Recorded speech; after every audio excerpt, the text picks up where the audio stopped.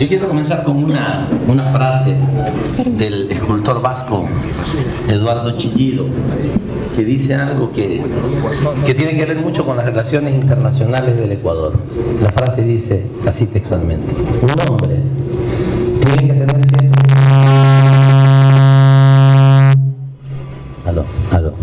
Ya. Sí. Un hombre tiene que tener siempre el nivel de la dignidad por encima del nivel del miedo. Y eso es muy importante.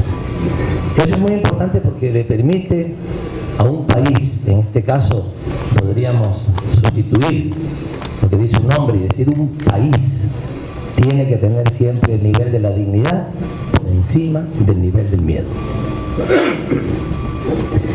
El cumplir una función de representar al país en el exterior ante la comunidad internacional le permite a uno el privilegio de conocer muchas cosas que solo en ese lugar se pueden conocer. Y debo decirles que, lamentablemente, en las relaciones internacionales el miedo tiene muchos efectos. Hay gente que se asusta de cosas, teme demasiado. Y en el Ecuador hemos aprendido a no temer. Hemos aprendido a hacer las cosas por principios,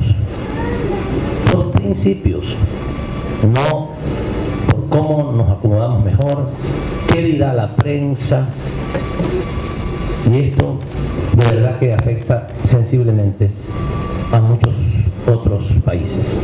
La preocupación, si yo digo esto, cuando regrese me termina, me acaba. Nosotros no, nosotros decimos qué tenemos que decir, cuál es el principio que nosotros vamos a defender, cuál es la dignidad que tenemos. Y en este recorrido inicial que realicé por algunos hermanos países del Caribe y luego en la Asamblea General Extraordinaria de la OEA, hemos podido defender planteamientos que durante mucho tiempo simplemente nadie se había atrevido siquiera a esbozar, a decir. Por la información que he recibido hace unos 20 años, algún país sugirió la idea de que otro país pudiera ser la sede. Lo acallaron en un santiamén y la sede sigue en Estados Unidos, en Washington. Pero las cosas han cambiado, Lo voy a comentar luego lo que el diario El Universo dice en su edición de hoy. Compara la Asamblea General Extraordinaria con un partido de fútbol y dice que Argentina nos puso la pelotita para la patada final y que después de que la pelota pegó en el arco metimos el gol. Esta es la pelotita que puso Argentina. Quiero hacer referencia a ella porque realmente es una muestra de varias cosas. Este es el texto que incorporó Argentina y que permitió llegar finalmente a un acuerdo al que nosotros no estábamos acompañando hasta la noche del día que fue viernes, hasta la noche del viernes. Y incluso la parte de atrás, que es la más importante, se la voy a leer luego. Esta es la pelotita que puso Argentina. Efectivamente, no deja de tener razón El Universo cuando decía que por esa actitud del canciller de Argentina, esto permitió finalmente llegar a un consenso. Pero vamos a explicar por qué esa actitud. Y yo lo puedo resumir por la dignidad con la que nosotros actuamos. Si no hubiera sido por esa dignidad, no habría habido necesidad de la pelotita, porque habríamos llegado a cualquier consenso que no era para nosotros aceptable. Quiero señalar algo que nosotros hemos puesto en la página electrónica de la Cancillería. Ante las observaciones, las críticas de algunos medios de comunicación, de muchos de ellos, que dicen que la propuesta que llevó el Ecuador, que además no es la del Ecuador, pero insisten, hay una campaña internacional que dice que el Ecuador es el que ha estado liderando todo esto. Nosotros no dejamos de reconocer que hemos cumplido un papel importante en este trabajo, evidentemente. Pero realmente las propuestas no son del Ecuador, Las propuestas son las de 18 países que asistimos aquí, en Guayaquil, a la conferencia de Estados partes del sistema interamericano o de la Convención Americana de los Derechos Humanos. De tal manera que no es la propuesta del Ecuador, pero algunos medios intentan. Ayer pasé por El Salvador de regreso acá y tomé los diarios, tanto del día viernes como de ayer, y es impresionante cómo se intentan los medios de señalar que es solo el presidente Correa o solo el Ecuador el que está interesado en estos cambios. Es permanente en cada uno de las notas de los periódicos señalar que el Ecuador, yo lo he señalado aquí, y unos países, los del ALBA, los que están interesados solamente en el cambio. Entonces, primero, una aclaración. No es cierto que sea el Ecuador. Es cierto que el Ecuador tiene un papel, ha tenido un papel de avanzada, de preocupación permanente. No nos gusta decir protagónico porque no es así, pero sí un movilizador de la opinión pública sobre esto. Ciertamente, lo hemos hecho y lo hemos hecho con mucho gusto. Pero cuando se produjo la reunión en Guayaquil, a la que algunos de ustedes estuvieron invitados y agradecemos que nos hayan acompañado en la primera parte, se obtuvo una declaración, la declaración de la Conferencia de Estados Partes. Y si ustedes ven, ante aquellos que dicen que no se logró nada en Washington, si ustedes ven y comparan los resultados de la Declaración de los Estados Partes de Guayaquil con la resolución de la Asamblea General de la OEA, hay algunos aspectos que son prácticamente un espejo de lo uno con lo otro. Y se los voy a decir brevemente, para después entrar a aquellas otras partes en donde no se logró algún nivel de consenso. Por ejemplo, en la primera parte dice, el punto 1 de la Declaración de Guayaquil, de la Declaración de los Estados Partes, insistir en la importancia del equilibrio entre los derechos y las obligaciones de los estados que forman parte de la OEA. Frente a ello, acuerdan promover estímulos positivos para lograr adhesión de todos los estados miembros de la OEA al Pacto de San José. ¿Qué dice la resolución general? Instar a los estados miembros de la OEA a ratificar o adherir cuando proceda a todos los instrumentos jurídicos. Incluso vamos allá, porque nosotros dijimos solamente a la convención. Ellos dicen a todos los instrumentos jurídicos de derechos humanos. Que bueno, nosotros pusimos una propuesta y en la OEA se dijo a todos los instrumentos jurídicos. Y aquí algún comentario, que desgraciadamente los medios de comunicación, no solamente del Ecuador, de otras partes del mundo, por ciertos temores seguramente, no insisten. Y es que hay estados, 10 estados, que no han suscrito ni ratificado la Convención Americana de Derechos Humanos, y algunos estados que no han ratificado ninguna convención, no solamente la de la Convención Americana, que es la principal, sino la de los niños, la de las mujeres, la de las personas privadas de su libertad, la de los migrantes, ninguna. Y esa es una insistencia de los estados, digamos, de la OEA desde hace 40 años. Y en vez de señalar que eso no ha sido hecho y reclamar y criticar el hecho de que haya países de que todavía hay países que no han ratificado o suscrito ninguna de las convenciones americanas de los derechos humanos, en algunos casos los ponen hasta como vencedores. Estados Unidos ganó.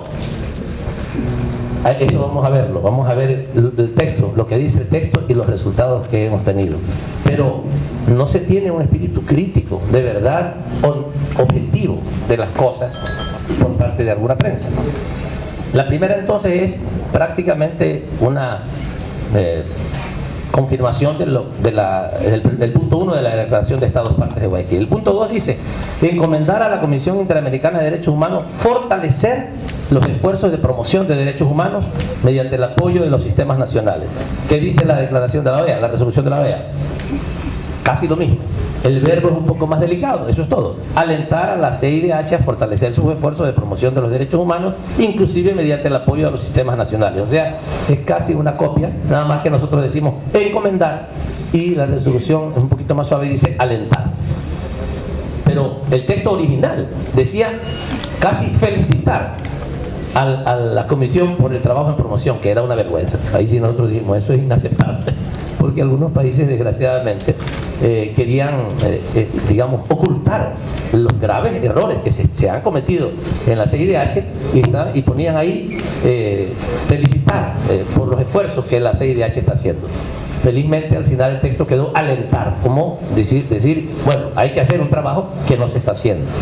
El tercer punto de Guayaquil dice: convocar a todos nuestros países como Estados parte a asumir plenamente el financiamiento del sistema a través del presupuesto ordinario de la OEA y de las contribuciones voluntarias de los Estados miembros de la OEA. Asimismo, se podrán considerar contribuciones voluntarias no condicionadas ni direccionadas. Es el tema del financiamiento, para que no haya quien diga: yo te financio esto para que tú hagas específicamente, si no, decíamos nosotros, al sistema. No es el texto igual, pero es un texto que tiene más o menos el mismo sentido. Dice: reafirmar su compromiso de lograr el pleno financiamiento del sistema. Lo que decíamos acá, convocar a nuestros países para asumir plenamente el financiamiento del sistema, es lo mismo. Y luego dice: a través del Fondo de Regular de la OEA, que también lo decimos nosotros antes, sin que ello vaya en detrimento del financiamiento para los otros mandatos de la organización. Por supuesto, la organización tiene muchas otras cosas que hacer, observación electoral, muchas cosas, esto es absolutamente razonable. Y lo que pone es un periodo de transición, que a nosotros nos parece muy bien. Mientras esto se logra, mientras se alcanza este compromiso, o sea, coincidiendo con la declaración de Guayaquil, mientras se alcanza este compromiso, invitar a los Estados miembros, a los Estados observadores y a otras instituciones que continúen realizando contribuciones voluntarias, y dice: preferentemente sin fines específicos. En Guayaquil fuimos más duros y decíamos sin fines específicos. En la declaración, en la resolución de OEA se dice preferentemente sin fines específicos. Da un poco más de apertura. Y a nosotros nos parece que en términos de tener un periodo de transición hacia el momento en que todos los Estados parte asumamos el compromiso de financiar nuestro sistema de derechos humanos, es razonable que se ponga un periodo de transición. Hubiéramos preferido el texto nuestro, pero nos parece razonable que en el periodo de transición, hasta que se logre ese resultado, o sea, ahora sí finalmente nos ponemos un objetivo. El problema es que ahora hasta aquí no había ningún objetivo y nos habíamos acostumbrado, habíamos aceptado que el financiamiento del sistema interamericano de derechos humanos dependa de la capacidad de cabildeo, de la capacidad de mercadeo del relator o de la relatora de uno de los derechos, lo cual era un absurdo. Además, estaba contraveniendo un principio fundamental de los derechos humanos, que es la igualdad de jerarquía de cada uno de los derechos. Porque unos derechos, y aquí hay personas que son expertas, estoy viéndoles la cara, son expertos en temas de derechos humanos. El nivel de jerarquía, de indivisibilidad es fundamental, reconocerlo, la misma jerarquía. Yo leí en mi presentación aquel día todos los principios que respecto a este tema existen a nivel internacional. Los derechos humanos todos tienen igual jerarquía y son indivisibles. Pero la práctica, y esta es la corrección que nosotros hemos planteado como Ecuador, y aquí está, no solamente que la aceptó la reunión de Guayaquil, la conferencia de Guayaquil, sino que ya ahora el conjunto de la OEA, es necesario, es indispensable que las cosas vayan el financiamiento vaya sin direccionamiento. Simplemente en la OEA se fue un poco más flexible y se dijo preferiblemente sin fines específicos, pero ya está el concepto, el principio incorporado. Esto en relación al financiamiento en términos generales. Pero ya luego, yo me estaba adelantando al tema de indivisibilidad de los derechos. El punto 4 de la Declaración de Guayaquil dice, y yo entiendo que todos los medios tienen esta comparación, sí, y si no, por favor, le pido a las personas de comunicación que aseguren que a todos los medios les entreguen esta hojita. El punto número 4 de la Declaración de Guayaquil dice: en función del principio de indivisibilidad de los derechos humanos, proponer que todas las relatorías sean consideradas especiales y garantizar el financiamiento para el cabal cumplimiento de los fines de cada una de ellas. Miren ustedes, que todas las relatorías sean especiales. Este era uno de los puntos más importantes. Bueno, todos son importantes, pero este era uno de los puntos fundamentales, porque aquí se produce una aberración en el sistema interamericano de derechos humanos, que es la discriminación de los derechos. Unos derechos son de primera categoría y otros son de segunda, tercera y cuarta categoría. eso, ya al fin se tomó una decisión de establecer, de plantearnos que todos los derechos deben ser tratados con la misma importancia porque tienen la misma jerarquía. Eso simplemente antes no se discutía, porque cada vez una relatoría tenía más y más plata y más recursos y más personas y más presencia mediática, y otras, se los digo, hay un diario que dice equivocadamente que yo recién me enteré esa noche de que existían otras relatorías. No, yo lo que dije es que algunos cancilleres allí recién ese día se enteraron de que habían otras relatorías. Yo sí lo sabía porque hemos estado trabajando esto desde hace mucho tiempo, pero la comunidad no sabe. Ustedes no saben que existen otras relatorías del Sistema Interamericano de Derechos Humanos que no existen, no aparecen nunca. ¿Cómo van a aparecer si tienen un presupuesto de $40.000, de $50.000? No les alcanza ni para organizar la mitad de una reunión. A mí me lo han dicho personas que trabajan, por ejemplo, en los derechos de los niños y en los derechos de las mujeres, que para hacer una reunión de esa relatoría es un drama. Una reunión al año, se ven en un hotel, tienen que hacer vaca, recolectar fondos para encontrarse, y ahí murió. Es lo único que pueden hacer en el año, no pueden hacer nada más, porque no tienen recursos. En cambio, la Relatoría de la Libertad de Expresión está llena de recursos que prácticamente se acercan al $1.000.000. ¿Y qué dice la resolución de la OEA?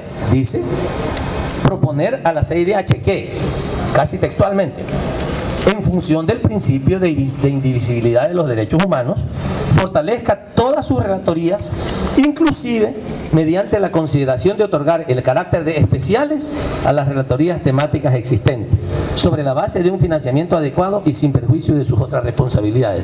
Esto es prácticamente una copia textual, con otras palabras, de lo que nosotros resolvimos en Guayaquil. Aquí resolvimos, en función del principio de indivisibilidad, proponer que todas las relatorías sean consideradas especiales. Y se recoge esto en el texto de Washington de la OEA, porque dice proponer a la CID que fortalezca todas sus relatorías, inclusive mediante la consideración de otorgar el carácter de especiales a las relatorías temáticas existentes, que yo no les digo temáticas, sino de segunda clase, porque esa es la realidad con ellas. Ese es el la cuarta parte de la declaración, que también se recoge en la OEA. Luego, el punto quinto es pedir al secretario general que dé información, porque desgraciadamente en la OEA tenemos una falta de transparencia fenomenal. Conseguir los datos de los fondos que reciben las relatorías y cómo los gastan es una tarea titánica. Entonces le planteamos solicitar al secretario general que presente un análisis detallado de los costos de funcionamiento de los órganos, porque no los conocemos. O sea, ellos que piden transparencia en todos lados no son transparentes. Y se recoge exactamente eso: solicitar al secretario general que presente al Consejo Permanente a la brevedad posible un análisis detallado y actualizado de los costos del funcionamiento de los órganos. También en espejo recogido lo que se logró en Guayaquil. Sexto, el tema de la sede, uno de los temas más vibrantes, más complicados, sobre lo cual, como les dije, hace 20 años alguien se atrevió a sugerir que la sede vaya a otro lado. Se murió el tema, para no decirlo de otra manera, y nunca más se trató. ¿Qué decidimos en Guayaquil? Considerar la conveniencia de que la sede de la Comisión Interamericana de Derechos Humanos esté ubicada en un estado parte de la Convención Americana de Derechos Humanos. Esto no se redactó en la resolución, y por eso nuestra insistencia hasta altas horas de la noche del día viernes de que eso no quedara cerrado. ¿Por qué? Porque cuando nosotros visitamos al canciller Enrique Castillo, al canciller de Costa Rica, el día anterior, el día miércoles, perdón, lo visitamos en San José, le planteamos, como acá en Guayaquil habíamos resuelto que sea en algún estado aparte, y ya que en Costa Rica están la Corte Interamericana, que no es lo mismo que la Comisión, algunos la confunden, la Corte Interamericana, que es el organismo jurisdiccional, y también el Instituto Interamericano de Derechos Humanos, sería conveniente que se concentre ahí todo el sistema. Por un lado, porque hay algunas personas que preferían no decir que esté en un estado parte para no molestarse con los Estados Unidos. Nosotros somos un poco más frontales y decimos sí, que esté en un estado parte, como Estados Unidos no es un estado parte, entonces que no esté en Estados Unidos. Nosotros lo decimos con mucha más frontalidad. Bueno, pero algunos otros países decían, no lo digamos así, digamos que esté concentrado todo el sistema interamericano de derechos humanos en Costa Rica. Bueno, lo importante es el resultado final, que esté en un estado parte. Y el canciller Castillo nos respondió positivamente en la reunión bilateral que tuvimos y nos dijo sí, Costa Rica estaría dispuesta, nos parece muy bien que todos los organismos del sistema estén en Costa Rica, nos sentiríamos nosotros muy complacidos y orgullosos de eso. Al decirnos eso, nosotros llevamos esa información a la reunión, tuvimos una segunda reunión de los estados parte el día jueves en la tarde y muchos países dijeron que bueno, nos alegra mucho eso.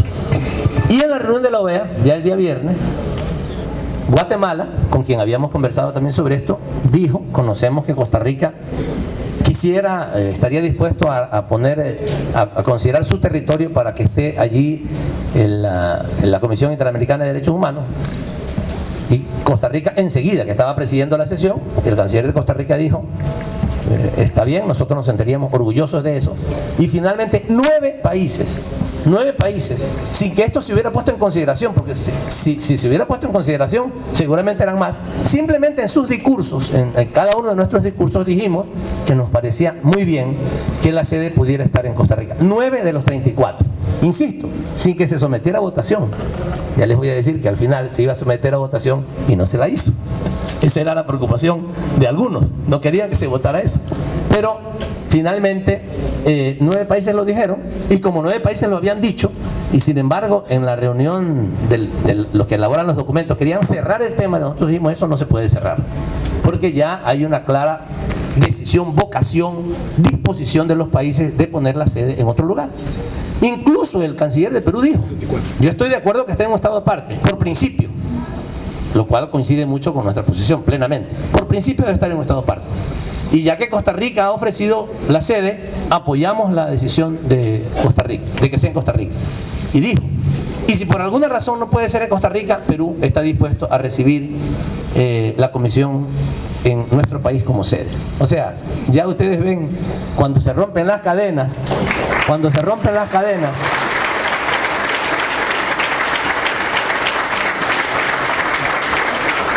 las flores comienzan a aparecer, porque también se comienza a vencer un miedo colectivo que en algunos momentos se tenía, de decir esto siquiera.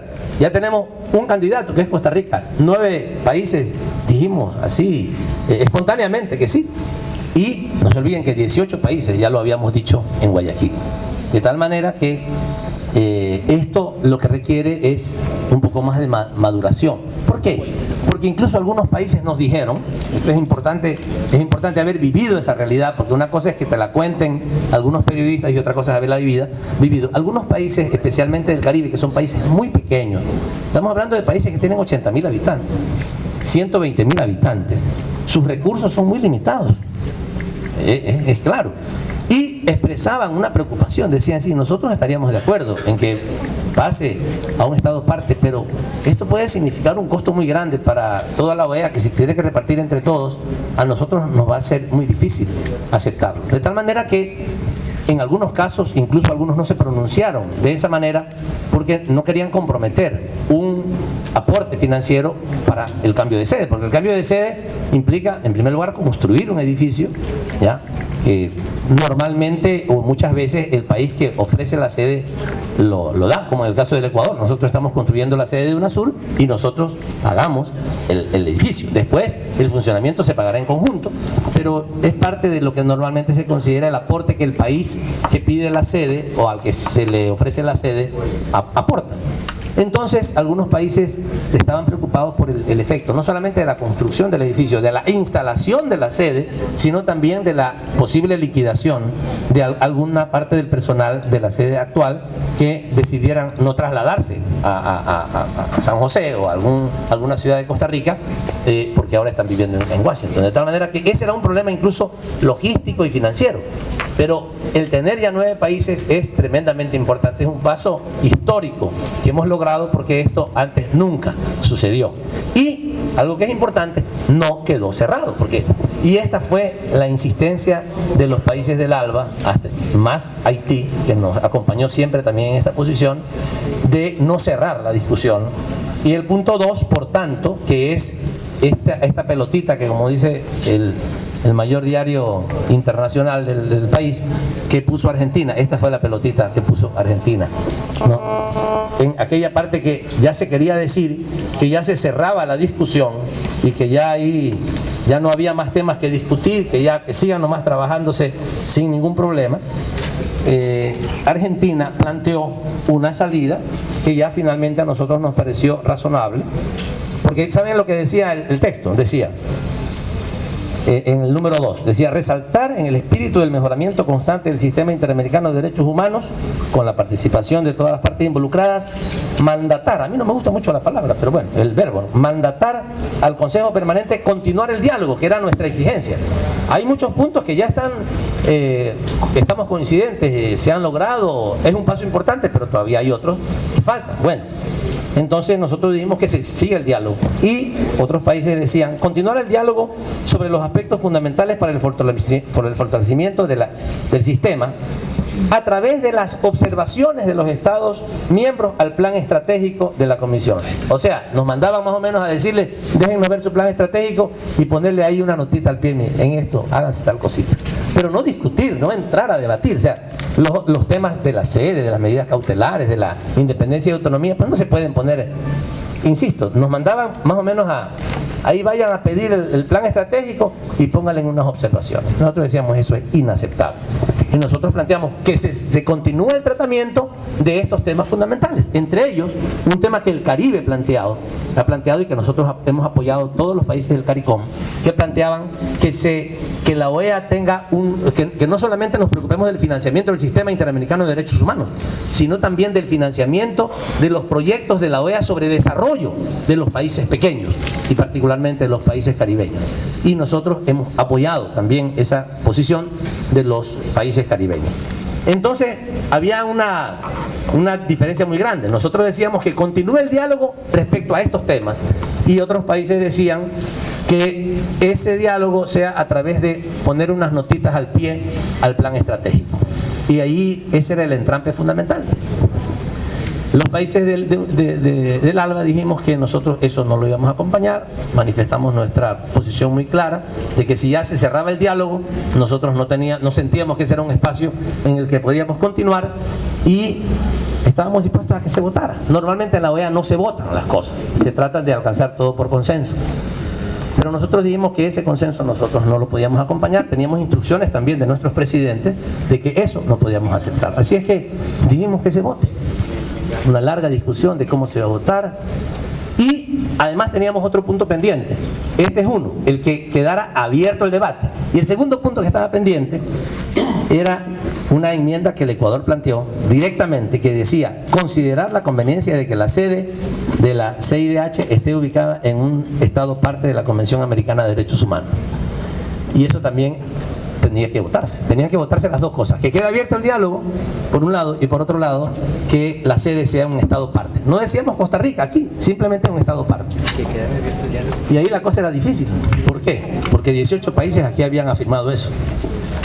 Y entonces allá, cuando se votara, tenían que ver si mantenían la consecuencia de lo que habían firmado acá o no.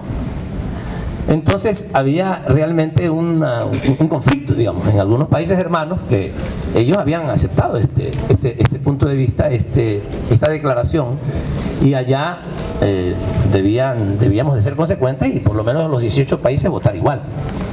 Entonces había un interés de encontrar una salida, y la salida la encontró finalmente Argentina, porque nos mandaron a hacer una serie de sugerencias. Quiero decir y reconocer, muchos representantes, cancilleres de los gobiernos amigos, nos buscaron permanentemente en la noche. Ustedes si vieron el evento, habrán dado cuenta que estaba asentado en mi puesto para que se notara que no es que estábamos buscando arreglar a cualquier costo y que queríamos rogar, no, ahí estaba yo bien sentado. Esta es nuestra posición, y esa era la posición de los países del ALBA. México tuvo la gentileza de acercarse a nosotros y decirnos que si se aceptaba una parte del párrafo y otra no. Guatemala lo hizo, y además puso una nota a pie de página muy importante. Se atrevió a poner el tema del país sede, ¿ya? Del estado parte, que sea un país sede. Y algunos otros países, Honduras, Ustedes saben que en relación al gobierno de Honduras nosotros hemos tenido una posición muy firme, y sin embargo de eso el canciller, que fue el responsable del presidente de la Comisión General que se produjo ahí, también se nos acercó y nos dijo busquemos una salida, todos con el mejor ánimo. Brasil, el vicecanciller de Brasil, el canciller de Argentina, o sea, permanentemente, y esto es importante, por eso digo yo y por eso comencé con aquella frase. Un país, ya hay que decirlo de esa manera, un país debe de tener siempre el nivel de su dignidad por encima del nivel del miedo. Y nosotros ahí demostramos que no teníamos miedo a enfrentar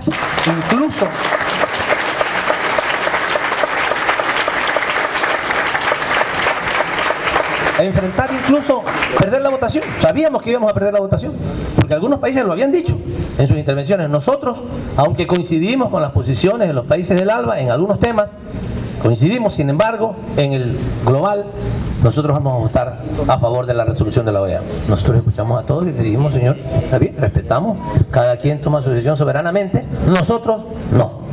Y nos quedamos en esa posición hasta que al final, yo lo único que sí pedí, acogiéndome al reglamento, que se vote cada una de las enmiendas por separado. Vamos a ver cuál es la posición de los estados. Y esta del país sede ya había tenido 18 votos aquí. Yo esperaba que tuviera 18 votos allá. Y 18 votos es la mitad más uno. ¿Ya? Entonces también había algunos países que no querían el cambio de sede, que tenían temor a que se votara. Porque si se votaba eso y 18 países y a lo mejor alguno más entraba a esto, ahí se habría resuelto ya el tema de la sede. Por eso no querían que se votara también. Eso hay que dejarlo bien claro. Pero algunos países más amigos, más cercanos a nosotros, insisto, se acercaron permanentemente con una gran dosis de generosidad, de solidaridad y de hermandad, hay que decirlo en esas palabras, una gran dosis de hermandad con el Ecuador y con los países del ALBA, a plantear una alternativa que fuera finalmente, que pudiera salir por consenso, y eso fue lo que se logró. Justamente el texto alternativo que puso Argentina, ni lo que nosotros decíamos, que sigan abiertas estos temas de discusión específicamente, porque nosotros dijimos tiene que decirse específicamente cuáles, ni tampoco la posición que era mayoritaria, y hay que reconocerla, era mayoritaria entre los países, que decía que vayamos a ponerle una notita al pie de página al plan estratégico. Ninguna de las dos. Argentina planteó lo siguiente: que se continúe el diálogo teniendo en cuenta todos los aportes realizados por los estados, los órganos del sistema y la sociedad civil a lo largo del proceso de reflexión, así como, y esto es muy importante, así como los debates durante la presente Asamblea General Extraordinaria. O sea, todos los debates que hicimos y todos los puntos que planteamos en la Asamblea General quedan abiertos a la discusión. Simplemente no se ponía específicamente los temas, pero el texto nos decía esto, el canciller Héctor Timerman nos decía: Ricardo, aquí están todos los temas. Simplemente algunos no lo quieren poner expresamente, pero aquí están incluidos. Así es que nosotros vamos a pedir mañana mismo, el día lunes, a pedir una información, una recopilación de todos los temas tratados, y esos temas continuarán en discusión. De tal manera que eso que se logró por la firmeza, hay que decirlo con claridad, la firmeza de los países del ALBA, y también un ánimo muy positivo, muy solidario, muy democrático del conjunto de los países. Quiero decir que hay excepciones, porque a algunos países insistieron hasta la noche, ellos estaban a mi derecha, después de El Salvador viene otro país, y insistieron hasta la noche que se cierre el debate, ya no hay nada más que discutir. Y realmente, si algún perdedor hubo ahí, fueron esos países que insistieron hasta la saciedad en que ya no había nada que discutir y que el sistema era una maravilla.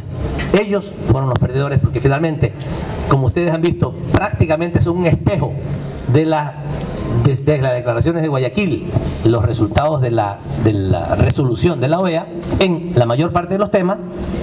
En el caso de la sede, quedaron claras las posiciones de muchos países, y en otros temas como el tema de las medidas cautelares y el tema de la independencia y autonomía, eso queda para que continúe la discusión con la posición que ustedes conocen ya de nosotros.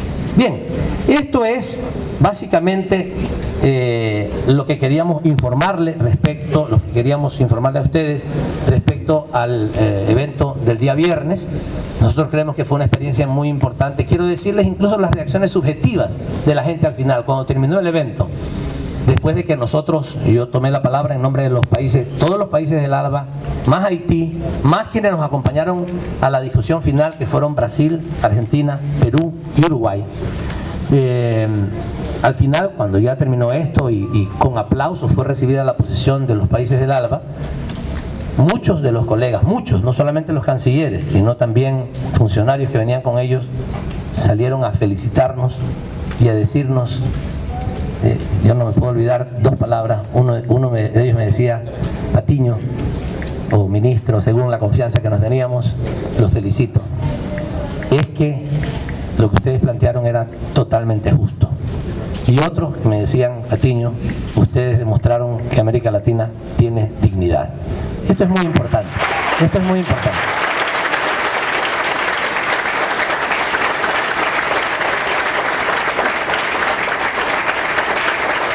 De tal forma que lo alcanzado es un reflejo de que finalmente nos decidimos a enfrentar el problema. Estas cosas se han dicho un montón de veces, pero ¿qué es lo que pasa? ¿Cuáles son los métodos de trabajo de estos eventos internacionales? Les digo porque he asistido a las otras asambleas de la OEA. Nada se discute, nada se discute. Todo ya está resuelto por los que se llaman altos funcionarios. O sea, algunas personas de aquí no podrían estar en esas reuniones porque tienen que ser altos los funcionarios. Entonces, se reúnen los altos funcionarios un mes antes, unos días antes, y ya llevan las cosas consensuadas. Pero esos consensos son un caldo aguado. Porque primero cada uno lleva su posición fuerte, firme, alta. Y entonces comienzan a preguntar a sus países. Y el país dice: no, eso no se da, eso no se da, no se da. Nadie cede nada. Y al final entonces no se dice nada. O sea, esos resultados son absolutamente insustanciales, insulsos. Se lo dije a José Miguel Insulso de broma aquel día. Y él me decía: sí, insulso con doble S. O sea, son resultados muy poco útiles. No sirven para nada. Pero ahora hemos enfrentado el problema principal.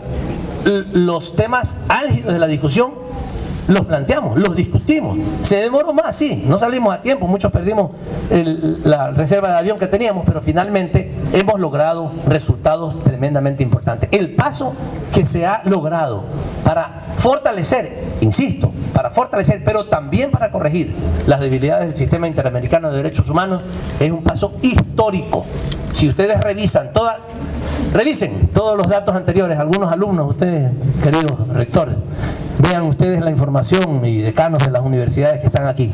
Pídanle a sus alumnos que revisen en relaciones internacionales, que vayan a ver todas las declaraciones anteriores, todas son igualitas. Felicitar por el informe que presentaron, e instar a que sigan trabajando con el fervor que lo hacen. O sea, puro protocolo, pura nada. Ahora sí se tratan los temas y ahora se resuelven los temas, porque además hay otra actitud de los países.